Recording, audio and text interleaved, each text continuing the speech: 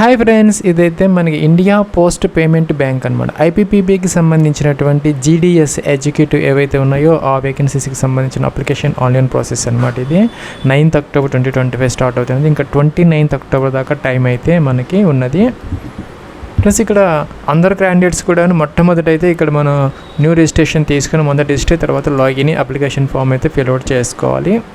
Plus ఇదైతే మనకి registration form అనమాట. ఇక్కడ స్టార్ మార్క్ పెట్టినవన్నీ తప్పనిసరిగా ఫిల్అవుట్ అయితే చేసుకోవాలి. మొదట బేసిక్ ఇన్ఫర్మేషన్లో మీ యొక్క నేమ్ ఏదైతే ఉందో ఫోటో ఐడి ప్రకారం అనమాట. మీరు తర్వాత ఇంటర్వ్యూస్కి కానీ తర్వాత రిక్రూట్మెంట్ ప్రాసెస్కి ఏదైతే క్యారీ చేస్తారో ఆ యొక్క ఫోటో ఐడి దాని ప్రకారం సపోజ్ మీరు ఆధార్ కార్డు కానీ లేదంటే వేరే ఏదైనా సరే మీరు క్యారీ చేస్తారు. దాంట్లో ఉన్నట్టుగా ఎగ్జాక్ట్గా ఆ నేమ్ అయితే రాసుకోవాలన్నమాట. ఇక్కడ ఫ్రెండ్స్ ఇక్కడ నేమ్ అనేది మన ఫోటో ఐడి ప్రకారం ఇక్కడ మనం ఎంటర్ అయితే చేసుకోవాలి. సపోజ్ ఆధార్ కార్డు ఏంటంటే అది మరి డ్రైవింగ్ లైసెన్స్ కానీ ఏదైతే మనం ఆ ఇంటర్వ్యూస్కి కానీ తర్వాత రిక్రూట్మెంట్ ప్రాసెస్కి మనం యూజ్ చేస్తామో దాంట్లో ఉన్నట్టుగా అయితే ఇక్కడ నేమ్ అయితే ఉండాలన్నమాట. సర్ నేమ్ ముందుంటే ముందు, లాస్ట్ ఉంటే లాస్ట్, అలాగన్నమాట. మీకు కానీ మిడిల్ నేమ్ లేకపోతే వదిలేసుకోవచ్చు. స్టార్ మార్క్ ఇక్కడే ఉన్నది కాబట్టి ఫుల్ నేమ్ ఇక్కడే ఈ ఫస్ట్ బాక్స్లోనే ఎంటర్ చేసుకొని సెకండ్ టైం కన్ఫర్మ్ అయితే చేసుకోవచ్చు. లేదంటే ఇలాగ అయినా ఎంటర్ అయితే చేసుకోవచ్చు. కింద అయితే మన ఫుల్ నేమ్ డిస్ప్లే అవుతుంది అనమాట. దాన్ని మీకు ఫోటో ఐడి ప్రకారం ఉన్నదా లేదా అని చెక్ అయితే చేసుకోవాలి. తర్వాత అయితే ఎడిట్ ఆప్షన్ ఉండదన్నమాట. నెక్స్ట్ వచ్చేసరికి మీ యొక్క 10-digit మొబైల్ నెంబర్ ఎంటర్ చేయాలి. సెకండ్ టైం కన్ఫర్మ్ చేయాలి. ఇంకా సెకండ్ ఆల్టర్నేటివ్ మొబైల్ నెంబర్ ఏదైనా ఉంటే మనం ఇక్కడ ఎంటర్ చేసుకోవచ్చు. లేదంటే ఆప్షన్లు అనమాట. స్టార్ మార్క్ లేదు కాబట్టి వదిలేసుకోవచ్చు. ఈమెయిల్ ఐడి ఇక్కడ ఎంటర్ చేయాలి. మీ యొక్క ఈమెయిల్ ఐడిలో @ తర్వాత డొమైన్ అయితే ఉంటుంది అనమాట. ఆ డొమైన్ ఇక్కడ సెలెక్ట్ అయితే చేసుకోవాలన్నమాట. జీమెయిల్, హాట్మెయిల్ ఏంటనేది. ఒకవేళ దీంట్లో లేని డొమైన్ ఏదైనా మీరు యూజ్ చేస్తామంటే అదర్స్ అనే ఆప్షన్ తీసుకోవచ్చు. లేదంటే జీమెయిల్ అయితే ఇలాగ డైరెక్ట్గా తీసుకోవచ్చు అనమాట. సో పైన ఇచ్చిన ఈమెయిల్ విత్ డొమైన్ ఇక్కడ ఎంటర్ చేయాలన్నమాట. ఈ విధంగా క్యాప్చర్ ఎంటర్ చేయాలి. నెక్స్ట్ అయితే మనం ఇక్కడ సేవ్ నెక్స్ట్కి అయితే వెళ్ళొచ్చు. ప్లస్ నెక్స్ట్ ఇక్కడ మనకి ట్యాబ్లో provision registration number, password display అవుతుంది. తర్వాత మనకి మెసేజ్ కూడా ఒకటి వస్తుంది అనమాట. సో మనం వచ్చి నోట్ చేసుకుని పెట్టుకోవచ్చు లాగిన్ పర్పస్ కోసం. ఇక్కడ ఫోటోగ్రాఫ్ అప్లోడ్ చేయాలి. అలాగే లైవ్ ఫోటో కూడా క్యాప్చర్ అయితే చేసుకోవాలి. అలాగే టిక్ ఆన్ చేయాలి అనమాట. సెకండ్ వచ్చేసరికి ఇక్కడ సిగ్నేచర్ అయితే అప్లోడ్ చేసుకోవాలి. టిక్ ఆన్ చేయాలి. ప్లస్ ఇక్కడ మీరు కనుక ఈ యొక్క ఫోటో క్యాప్చర్ చేసుకోవటానికి వెబ్ క్యామ్ యూజ్ చేసుకోవచ్చు. లేదంటే కనుక వయా మొబైల్లో కూడా ఈ అప్లికేషన్ అయితే చేసుకోవచ్చు. ఈ యొక్క అప్లికేషన్ ఇంటర్ఫేస్ అయితే మార్చడం జరిగింది. ఇదైతే మీకు మొబైల్లో కూడా యాక్సెసిబుల్ అయితే అవుతుంది ఈ అప్లికేషన్ పోర్టల్ IBPS. సో మీరు కనుక మొబైల్లో చేస్తే ఇక్కడ QR కోడ్ అని ఉంటుంది. దాని ద్వారా కూడా లైవ్ ఫోటోని క్యాప్చర్ అయితే చేసుకోవచ్చు. ప్లస్ మన ఫోటోగ్రాఫ్ వచ్చేసరికి latest colour passport size colour photograph 3.5 x 4.5 cm ఉండేలాగా చెక్ చేసుకో. 20 to 50 KB మధ్య JPG ఫార్మేట్లో అప్లోడ్ అయితే చేసుకోవాలి. అలాగే సిగ్నేచర్ వచ్చేసరికి ఒక వైట్ పేపర్ మీద బ్లాక్ ఇంక్తో మాత్రమే మీరు సైన్ అయితే చేసుకోవాలన్నమాట.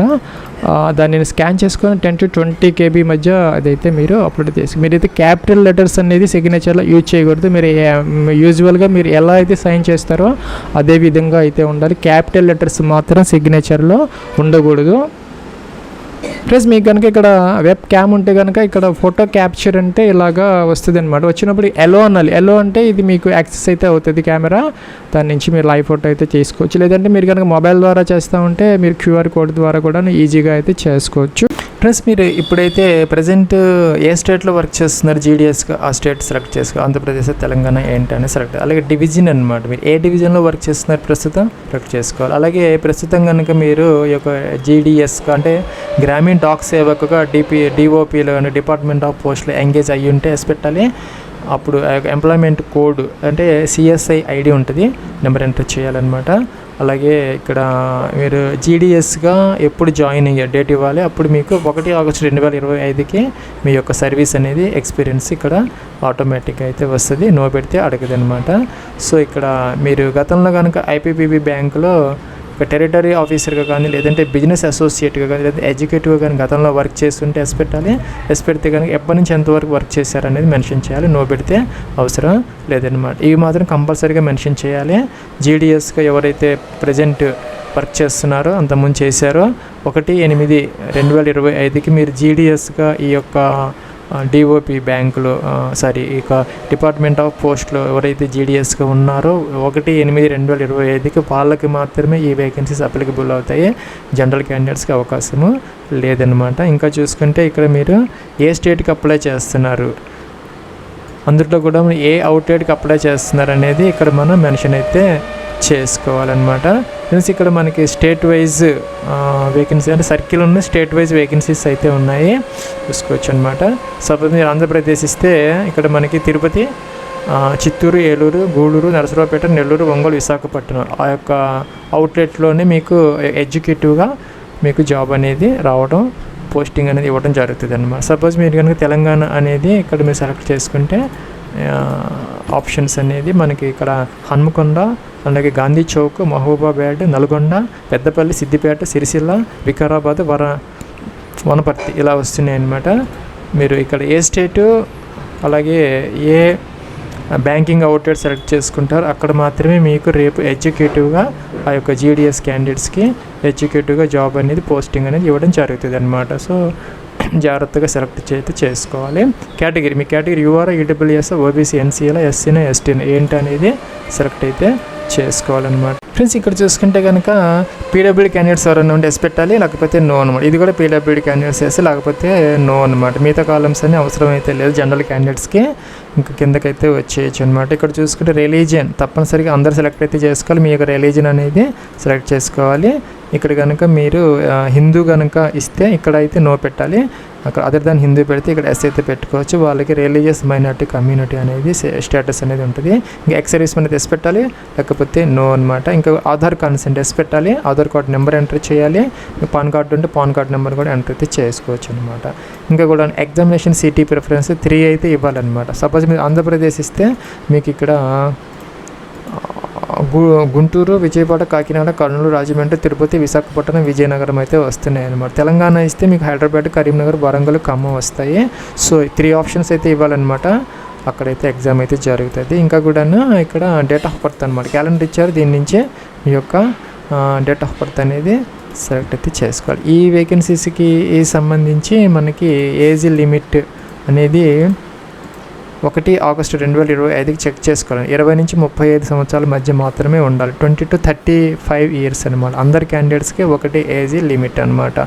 సో జెండర్ మీరు మేలా ఫీమేలా సెలెక్ట్ చేసుకోవాలి. మీరు కనుక ట్విన్ బ్రదర్ సిస్టర్స్ అయితే ఎస్ పెట్టాలి, లేకపోతే నో అనమాట. ఎస్ పెడితే కనుక మీరు కవల్లో అయ్యి ఉంటే వాళ్ళ నేమ్స్ ఎంటర్ చేయాలి, వాళ్ళు మేలా ఫీమేలా అని కూడా మెన్షన్ అయితే చేసుకోవాలి. అలాగే మీ యొక్క ఫాదర్స్ నేమ్, అలాగే మీ యొక్క మదర్స్ నేమ్, అలాగే అడ్రస్ ఫర్ కరస్పాండెన్స్లో డోర్ నెంబర్, ఫ్లాట్ నెంబర్ సహా complete address, district, state, pin code enter చేయాలి. ఇంకా పర్మనెంట్ అడ్రస్ కూడా సేమ్ అయితే టిక్ ఆన్ చేస్తే సరిపోతుంది అనమాట. దాంతోపాటు ఇక్కడ జిఎస్టీ అంటే ట్యాక్స్ ఇన్వాయిస్ కోసం మీరు ఏ అడ్రస్ ఇస్తారనేది సెలెక్ట్ అయితే చేసుకోవాలి. కరస్పాండెన్స్ అడ్రస్సా, పర్మనెంట్ అడ్రస్సా.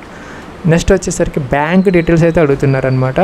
ఇక్కడ అకౌంట్ హోల్డర్ నేమ్, అలాగే అకౌంట్ నెంబర్ అనమాట 2 times ఎంటర్ చేయాలి. ఇంకా ఆ అకౌంట్ అనేది సేవింగ్స్ అకౌంట్, కరెంట్ అకౌంట్ అనేది సెలెక్ట్ అయితే చేసుకోవాలి. అది మీ యొక్క బ్యాంక్ అకౌంట్ అనేది ఏ బ్యాంకులో ఉంది, ఏ బ్రాంచ్లో ఉంది కూడా మెన్షన్ చేయాలి. సపోజ్ ఎస్బీఐ అయితే ఎస్బీఐ, అది మీకు ఏ బ్రాంచ్ అయితే బ్రాంచ్ నేమ్ అనమాట. దాంట్లో ఐఎఫ్ఎస్సి కోడ్ ఉంటుంది బుక్లో, ఇక్కడ ఎంటర్ అయితే చేసుకోవాలన్నమాట. ఇంకా ఫీజు అనేది 750 rupees, common for all candidates. అందరు కూడా లాస్ట్ స్టెప్లో 750 రూపీస్ అయితే ఫీజు అయితే పే చేయాలి. వ్యాలిడేట్ అన్నది రెడ్ మార్క్ చూపించినవన్నీ మనం ఫిల్ అయితే చేయాలి. తర్వాత సేవర్ నెక్స్ట్కి అయితే వెళ్ళొచ్చు. ఫ్రెండ్స్ ఇక్కడ ఎడ్యుకేషన్ క్వాలిఫికేషన్కి సంబంధించి గ్రాడ్యుయేట్ ఇన్ ఎనీ డిసిప్లిన్ అనమాట. రెగ్యులర్ కానీ లేదంటే డిస్టెన్స్ లెర్నింగ్ కానీ ఎలాగైనా డిగ్రీ అయితే పాస్ అయితే ఉండాలి. మనకి కట్ ఆఫ్ డేట్ వచ్చేసరికి 1 ఆగస్టు 2025కి డిగ్రీ అనేది కంపల్సరీగా పాస్ అయితే ఉండాలన్నమాట. ఈ వేకెన్సీస్కి సంబంధించి ఇక్కడైతే మనం డిగ్రీ అనేది ఇంజనీరింగ్గా, బీఏనా, బీకామ్. బీఏ అయితే ఆర్ట్స్ తీసుకోవాలి, బీకామ్ అయితే కామర్స్, బీఎస్సీ అయితే సైన్స్, ఇంకా అగ్రికల్చర్, మేనేజ్మెంట్. దీంట్లో లేని డిగ్రీ ఏదైనా చేసిన అదర్స్ అనే ఆప్షన్ అయితే తీసుకోవచ్చు, లేదంటే డైరెక్ట్గా సెలెక్ట్ అయితే చేసుకోవచ్చు అనమాట. ఇంకా యూనివర్సిటీ నేమ్ కానీ కాలేజీ నేమ్ కానీ ఇక్కడ మీరు ఎంటర్ అయితే ఈ విధంగా చేసుకోవాలన్నమాట. ప్లస్ ఇక్కడ చూసుకుంటే డేట్ ఆఫ్ పాసింగ్ అనమాట. పాసింగ్ అనేది మెన్షన్ అయితే చేసుకోవాలి. సో ఇది మనకి 1 ఆగస్టు 2025, అంతకన్నా ముందు పాస్ అయిన వాళ్ళు మాత్రం దీనికి ఎలిజిబుల్ అయితే అవుతారు. పర్సంటేజ్ అనేది చాలా జాగ్రత్తగా ఎంటర్ అయితే చేయాలన్నమాట. మీరు ఎగ్జాక్ట్గా 2 డెసిమల్స్, అలాగే 2 digits 2 డెసిమల్స్ ఎంటర్ చేయాలి.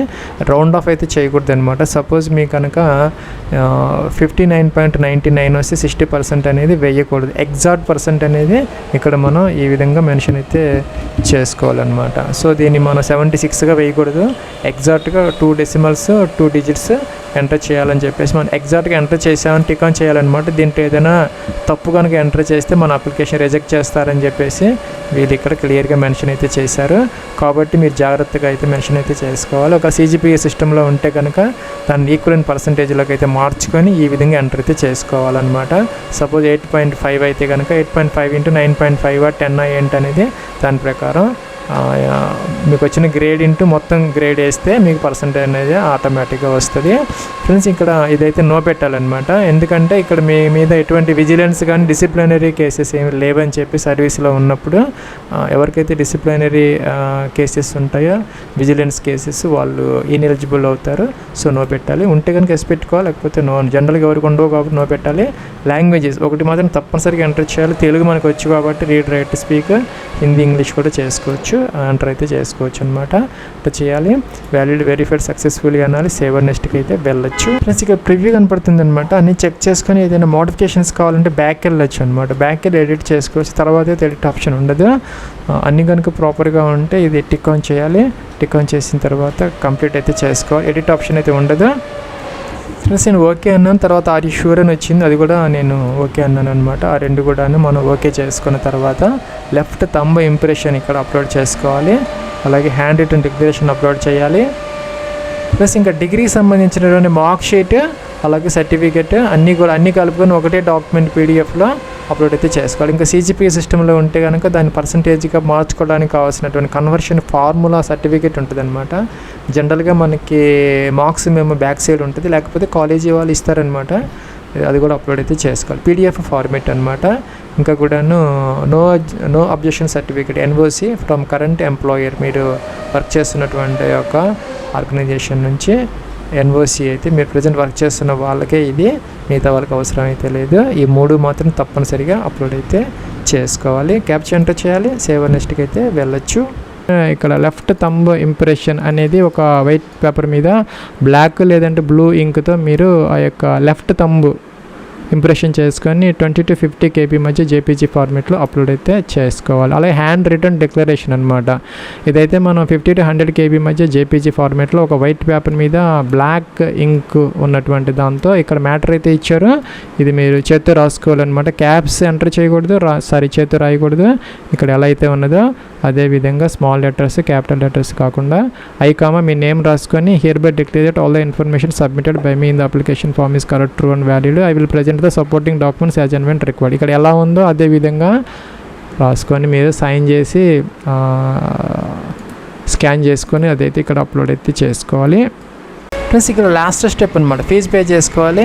750 రూపీస్ వచ్చింది. సబ్మిట్ అనాలి. ఓకే అనాలి. ఓకే అంటే మన పేమెంట్ గేట్వే అయితే ఓపెన్ అవుతుంది. ఇక్కడ మల్టిపుల్ ఆప్షన్స్ అయితే వస్తాయి. Debit card, credit cards, net banking, UPI ఏదో ఒక గేట్వే ద్వారా మీరు ఫీజ్ అయితే పే అయితే చేసుకోవచ్చు.